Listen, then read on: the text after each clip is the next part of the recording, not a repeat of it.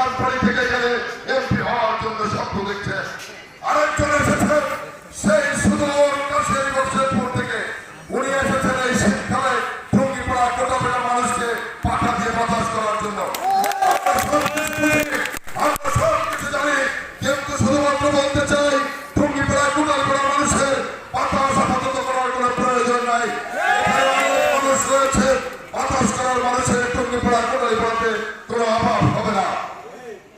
প্রিয় বন্ধুরা, আজকে আমরা নির্বাচনী জনসভা করছি। আমার মার্কা ধানশীষ মার্কা নিয়ে এখানে এসেছি। আমি কারো বিএনপির রাজনীতি করি, আমি প্রত্যেকটা জনসভায় এবং আমার ফেসবুক ইউটিউবের মাধ্যমে এদেশের মানুষকে আমি জানিয়েছি। একটি স্বপ্ন নিয়ে রাজনীতি করেছিলাম, যে স্বপ্নটি ছিল আমি সবসময় যেটা বিশ্বাস করি, দুনিয়ার ক্ষমতা, এই রাজনীতির ক্ষমতা কখনোই চিরস্থায়ী নয়। আমি আজকে এখানে আছি, বিএনপি যদি ক্ষমতা নষ্ট হতে যায়, বিএনপির রাজনীতির ক্ষমতা কিন্তু চিরস্থায়ী হবে না।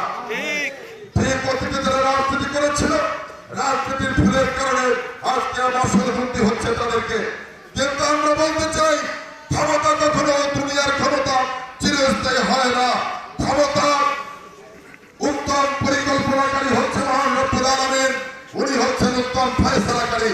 কে কখন ক্ষমতায় থাকবে আর কে কখন ক্ষমতা থেকে যাবে। আজকে জানতাম এক সময় এই রাজনীতি বাংলাদেশে থাকবে না। আজকে এই টুঙ্গিপাড়া কোটালীপাড়ার মানুষ আজকে যখন ঢাকা শহরে যায়, তখন এই এলাকার নাম বলতে তারা ভয় পায়। কেন? টুঙ্গিপাড়ার সমস্ত মানুষ তো কোনো অপরাধ করে নাই। এখানে আমরা হিসাব করে দেখেছি, শতকরা মাত্র 5 জন মানুষ সরাসরি রাজনীতির সাথে জড়িত। বাকি 95% মানুষ হচ্ছে সাধারণ মানুষ।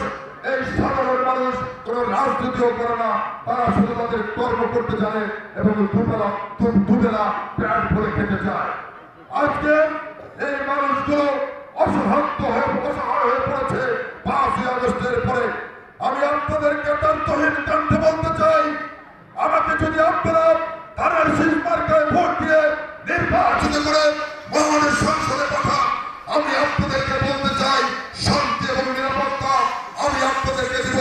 আরেকটা জিনিস বলতে চাই, শুধু ঢাকার আপনারা এই অঞ্চলের মানুষ, আমি যদি নির্বাচিত পার্লামেন্টে যেতে পারি, এই অঞ্চলের মানুষ শুধু ঢাকার শহরে নয়, বাংলাদেশের টেকনাফ থেকে তেতুলিয়া, রূপসা থেকে পাথুরিয়া, আপনারা মুখ ফুরিয়ে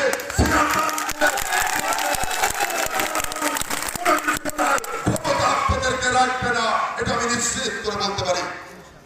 প্রিয় উপস্থিতি, আজকে এই অঞ্চলের মানুষ, আমি রাজনীতি করেছিলাম, আমি আওয়ামী লীগ করতে পারতাম, আওয়ামী লীগ করি নাই।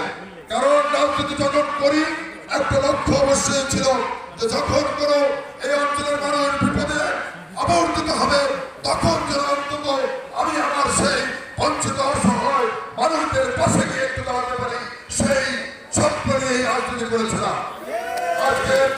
আজকে শুধু বলতে চাই, আমি আপনাদের এলাকার সন্তান। আমি এর আগে 2বার এখান থেকে নির্বাচন করেছি, কিন্তু নির্বাচনের উপযুক্ত পরিবেশ ছিল না। একটি গণতান্ত্রিক রাষ্ট্রে অনেক দল থাকবে, অনেক মতের মানুষ থাকবে, কিন্তু দুর্ভাগ্য ছিল আমার, আমি যখন একটি রাজনৈতিক দলের প্রার্থী হয়ে আপনাদের এখানে এসেছি, তখন আমার উপরে নেমে এসেছিল রাজনৈতিক প্রতিহিংসা। একের পর এক মামলা দেওয়া হয়েছে আমাকে, 3.5 বছর আমাকে কারারুদ্ধ করে রাখা হয়েছিল।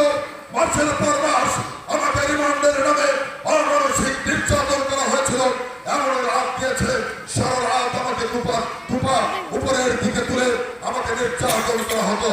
এমন রাত দিয়েছে, এক রাতে আমাকে পিঠ পোড়া দিয়ে গেছে, আমার 2 চোখ বেঁধে আমাকে 16 ইলেকট্রিক শক দেওয়া হয়েছিল, শুধুমাত্র রাজনৈতিক প্রতিহিংসার কারণে।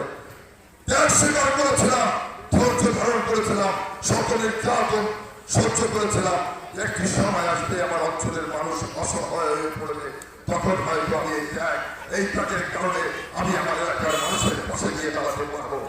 প্রিয় সহযোগিতা বন্ধুরা, আজকে যে রাজনৈতিক পরিস্থিতি, রাজনৈতিক পট পরিবর্তনের পরে এই পরিবর্তিত পরিস্থিতির মধ্যে আমি চেষ্টা করেছি আমার অবস্থান থেকে এই টুঙ্গিপাড়া কোটালীপাড়ার মানুষের পাশে দাঁড়ানোর জন্য। আমার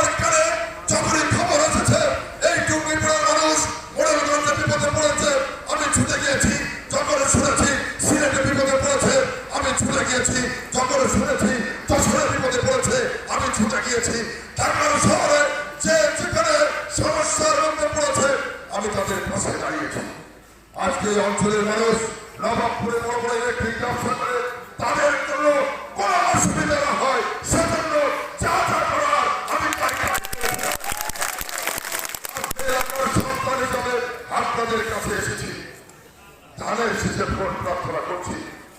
আপনারা এই অঞ্চলের মানুষ, আমি জানি আপনারা ঠিক মতো এমপি দেশের দখলে ভোট দিতে যান না, কিন্তু মনে রাখবেন ভোট আপনার একটি পবিত্র আমানত, ভোট আপনার মৌলিক অধিকার, ভোট আপনার সাংবিধানিক অধিকার, ভোট আপনার গণতান্ত্রিক অধিকার।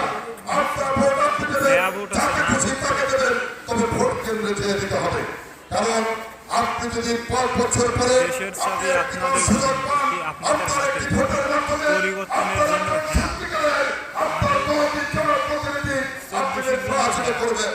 আপনি যদি সেই নির্বাচন করতে কোনো ধরনের ভুল করেন 5টি বছর আপনাকে ফাঁসিতে দিতে হবে। কারণ যে জনপ্রতিনিধিকে আপনি নির্বাচিত করবেন সেই জনপ্রতিনিধি 5টি বছর আপনার সমস্যার কথা নিয়ে মহান সংসদে বলবে। সেই জনপ্রতিনিধি আপনার সাথে আলোচনা করে আপনার এলাকার সমস্যার কথা বলবে, আপনার এলাকার উন্নয়নের কথা বলবে, আপনার সবাই এলাকার যারা বেকার যুব সমাজ রয়েছেন তাদের কর্মসংস্থানের কথা বলবে। আজকে এমন একটি লোককে আপনাদেরকে পাঠাতে হবে যার মধ্যে সততা রয়েছে, নিষ্ঠা রয়েছে, কাজ করার কোনো কত উদ্দীপনা রয়েছে, সাহস রয়েছে, সক্ষমতা রয়েছে।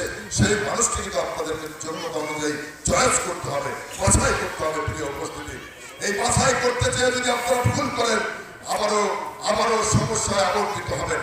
আমি যে যোগ্য সেটা আমি বলছি না, তবে আমার সম্পর্কে আপনারা খবর রাখবেন। আমার মধ্যে যদি সততা থাকে, আমার মধ্যে যদি কাজ করার মতো উদ্যোগ থাকে, আমার মধ্যে যদি সাহসিকতা থাকে, আমার যদি মানসিকতা থাকে, অবশ্যই আমি আপনাদের কাছে সাহায্য চাই, অবশ্যই আমি আপনাদের সহযোগিতা চাই। আপনারা যদি আমাকে একটিবারের জন্য সুযোগ করে দেন, আমাকে যদি একটু সহযোগিতা করেন, আমি আপনাদের কথা বলবো। আপনাদের সাথে আলাপ আলোচনার মধ্য দিয়ে আপনাদের যে সমস্যাগুলো আছে সেই সমস্যাগুলো নিয়ে আমি